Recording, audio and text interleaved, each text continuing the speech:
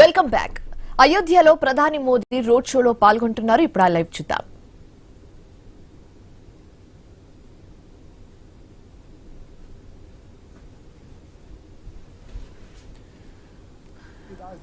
प्रविश्व नगर कीजिए सब ताजा, हृदय राख कौशलपुर राजा। और स्पष्ट तरीके से ये रामपथ आज साक्षी बन रहा है। रामपथ जहां से अयोध्या कैंट से लेकर अयोध्या धाम में प्रवेश किया जाता है, रामपथ से ये सीधा दृश्य जहां पर प्रधानमंत्री नरेंद्र मोदी पहुंचे हैं। दोनों तरफ नर नारी युवा वृद्ध हर कोई प्रधानमंत्री नरेंद्र मोदी का स्वागत कर रहा है, क्योंकि पुष्पवर्षा हमारे आह्लाद का प्रतीक है, पुष्पवर्षा हमारे उल्लास का प्रतीक है। और आज आह्लाद उल्लास का दिन है, क्योंकि श्री राम जन्मभूमि के दिव्य भव्य नव्य मंदिर पर ध्वजारोहण का कार्यक्रम है। और प्रधानमंत्री नरेंद्र मोदी अवधपुरी पहुंच चुके हैं, भगवान श्री राम के धाम पहुंच चुके हैं। सौभाग्यशाली है कि प्रधानमंत्री नरेंद्र मोदी के करकमलों से भूमि पूजन हुआ, भगवान श्री राम के बाल विग्रह की प्राण प्रतिष्ठा हुई। और आज संकल्प के सिद्धि के स्वरूप में, संकल्प के सिद्धि के रूप में श्री राम मंदिर पर ध्वजारोहण कार्यक्रम भी प्रधानमंत्री करने जा रहे हैं।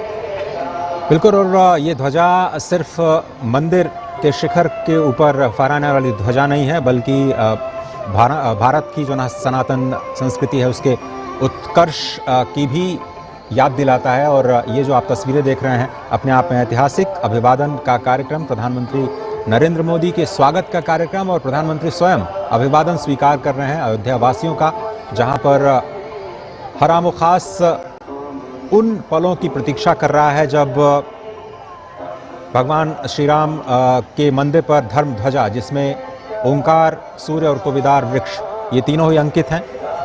भगवान श्री राम के तेज और पराक्रम का प्रतीक जो दीप्तिमान सूर्य की छवि स्पष्ट तौर पर दिखाई देगी। कोविदार वृक्ष की जो छवि है ओंकार के साथ में। अब से थोड़ी देर बाद प्रधानमंत्री नरेंद्र मोदी स्वयं ध्वजारोहण के कार्यक्रम के साक्षी बनेंगे। और इस वक्त आप देखिए यशस्वी प्रधानमंत्री नरेंद्र मोदी जी के हार्दिक अभिनंदन का कार्यक्रम चल रहा है। और अब से थोड़ी देर बाद आदि गुरु शंकराचार्य द्वार से भगवान श्री रामलला के मंदिर में प्रवेश करेंगे। 12 मंदिरों का ये अद्भुत, भारत द्वारों से सजा ये अद्भुत मंदिर, उत्तर भारतीय नागर स्थापत्य शैली में निर्मित शिखर जो स्थापित किया गया है।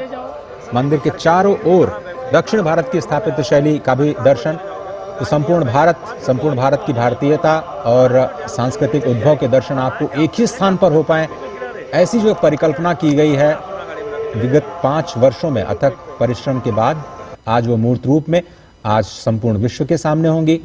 और भारत की धरा से एक बार फिर से सामाजिक समरसता का उद्घोष संपूर्ण विश्व के लिए आज प्रसारित किया जाएगा और हम सभी उसके साक्षी होंगे। प्रधानमंत्री नरेंद्र मोदी रामपथ से होते होते श्री राम जन्मभूमि मंदिर की तरफ पहुंच रहे हैं। हाथों में तिरंगा थामे हुए हमारे एक एक नागरिक भगवान श्री राम की इस धरती पर जो अपार जनज्वार उमड़ा है, प्रधानमंत्री नरेंद्र मोदी के स्वागत के लिए पुष्पवर्षा हो रही है। और हाथों में तिरंगा थामे भारत भारतीयता के प्रतीक के रूप में प्रधानमंत्री नरेंद्र मोदी का स्वागत, अभिनंदन, वंदन वहाँ पर उपस्थित जन समुदाय कर रहा है। और निश्चित तौर से आज यमुना, आज सरयू की लहरों पर अगर देखेंगे तो ये लहरें अगर नया इतिहास लिख रही हैं, तो अयोध्या धाम का कण कण आज जनज्वार से सराबोर है। और प्रधानमंत्री नरेंद्र मोदी का अभिनंदन किया जा रहा है पुष्पवर्षा के जरिए। और अब देखें, आपसे थोड़ी देर बाद प्रधानमंत्री नरेंद्र मोदी आदि गुरु शंकराचार्य द्वार से प्रवेश करेंगे श्री राम मंदिर में। और श्री रामलला के मंदिर में जो नवनिर्मित सप्त मंदिर है उसके दर्शन के पश्चात वो भगवान श्री राम के गर्भगृह भी जाएंगे, जहाँ पर वहाँ आरती के विशेष कार्यक्रम में सम्मिलित होंगे। और आज सांस्कृतिक उत्सव और राष्ट्रीय एकता के एक नए अध्याय की शुरुआत होनी है। एक प्रतीक के तौर पर भले ही इसे संपूर्ण विश्व में देखा जाता हो, लेकिन आप समझें कि आज जब भगवान श्री राम लला के मंदिर में राष्ट्रीय एकता के नए अध्याय की शुरुआत होगी और इस अवसर पर प्रधानमंत्री जनसमूह को भी संबोधित करेंगे। आज का दिन बहुत ही महत्वपूर्ण इसलिए भी है क्योंकि मार्गशीर्ष मास के शुक्ल पक्ष की शुभ पंचमी तिथि को चयन किया गया है, जिसे विवाह पंचमी के तौर पर भी हम सभी जानते हैं और आज का दिन माँ सीता और भगवान श्री राम के विवाह के महोत्सव के लिए भी जाना जाता है और देश भर में ये अलग अलग स्थानों पर विशेष समारोह आज मनाए जा रहे हैं और ये कहा गया है कि बहुत सारे मठ मंदिरों में आज ध्वजा परिवर्तन किया जाएगा। जैसे ही अभिजीत मुहूर्त में आज ध्वजारोहण का कार्यक्रम श्रीधाम अयोध्या में होगा। बहुत सारे मठ मंदिरों ने स्वयं श्रीधाम अयोध्या के महंतों को इस बात की सूचना दी है कि वो अपने अपने स्थानों पर, अपने अपने धर्म स्थानों पर भी ध्वज परिवर्तन का कार्यक्रम करेंगे और भगवान श्री राम के ध्वजारोहण की जो ये पूर्णता है, ये मंदिर की जो पूर्णता का संदेश है, उसको अपने अपने तरीके से मनाते हुए नजर आएंगे। और आज का पवित्र दिन, विवाह पंचमी का दिन 2021 में अगर आज ही के दिन देखें तो जो प्राचीन स्थल था जहां पर भगवान श्री राम विराजमान थे, नए मंदिर के परिसर में ही जब इस मंदिर का निर्माण नहीं हुआ था, तो आज ही के दिन, विवाह पंचमी के दिन भगवान शालिग्राम की स्थापना की गई थी और उसके बाद आज का वो शुभ दिन 5 वर्षों के बाद, इस पूरी लंबी निर्माण प्रक्रिया के बाद आज एक बार फिर से विवाह पंचमी के शुभ अवसर पर इस पवित्र ध्वजारोहण के कार्यक्रम के साक्षी हम सभी बनने जा रहे हैं। और विवाह पंचमी की वो तिथि जब भगवान श्री राम और माता सीता के विवाह की तिथि मानी जाती है। అయోధ్యలో మరో అద్భుత ఘట్టం ఆవిష్కృతం కానుంది. మరి కాసేపట్లో రామాలయ ధ్వజారోహణం జరగనుంది. మందిరాన్ని సర్వంగా సుందరంగా తీర్చిదిద్దారు. ధ్వజారోహణ వేడుక కోసం 100 టన్నుల పూలతో రామాలయ సన్నిధిని అలంకరించారు. గర్భగుడిపై కాషాయ వర్ణంలోని ధర్మ ధ్వజాన్ని ప్రధాని మోదీ ఎగరవేనున్నారు. मंदिर के उत्तुंग शिखर पर प्रधानमंत्री नरेंद्र मोदी ध्वजारोहण करेंगे और प्रधानमंत्री नरेंद्र मोदी का पुष्प वर्षा करके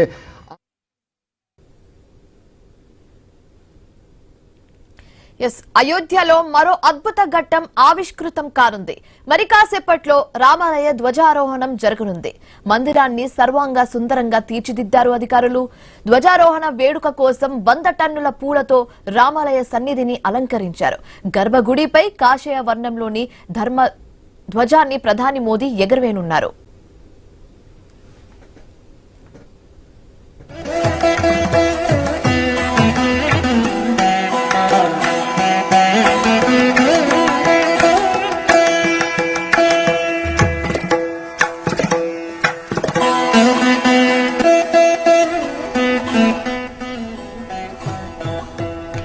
అయోధ్యలో మరో అద్భుత ఘట్టం ఆవిష్కృతం కానుంది. మరి కాసేపట్లో రామాలయ ధ్వజారోహణం జరగనుంది.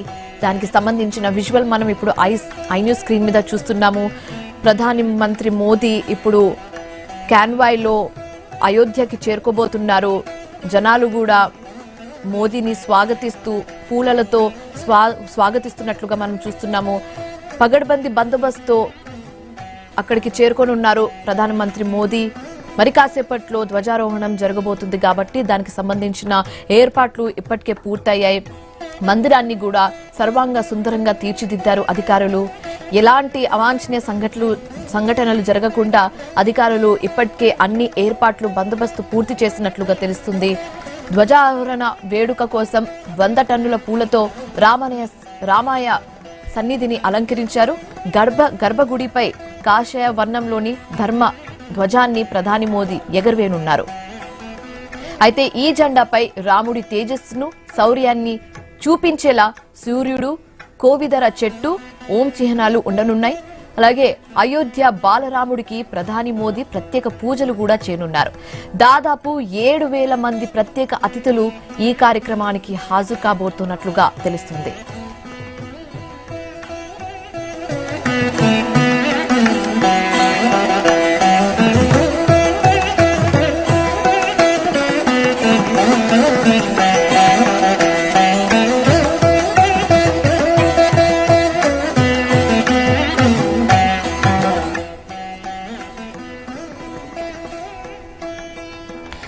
మరి కాసేపట్లో అయోధ్యలో మరో అద్భుత ఘట్టం ఆవిష్కృతం కానుంది.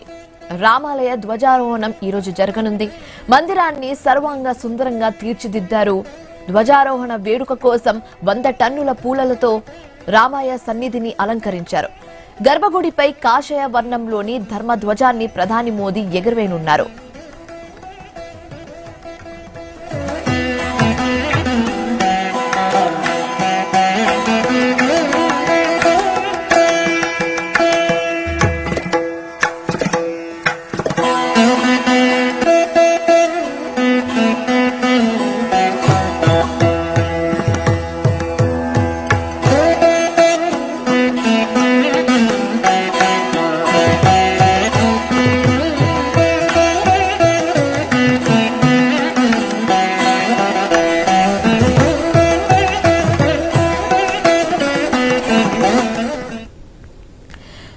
అయోధ్యలో మరో అద్భుత ఘట్టం ఆవిష్కృతం కానుంది. మరి కాసేపట్లో రామాలయ ధ్వజారోహణం జరగనుంది. మందిరాన్ని సర్వాంగ సుందరంగా తీర్చిదిద్దారు. ధ్వజారోహణ వేడుక కోసం 100 టన్నుల పూలతో రామయ్య సన్నిధిని అలంకరించారు. గర్భగుడిపై కాషాయ వర్ణంలోని ధర్మ ధ్వజాన్ని ప్రధాని మోదీ ఎగురవేనున్నారు.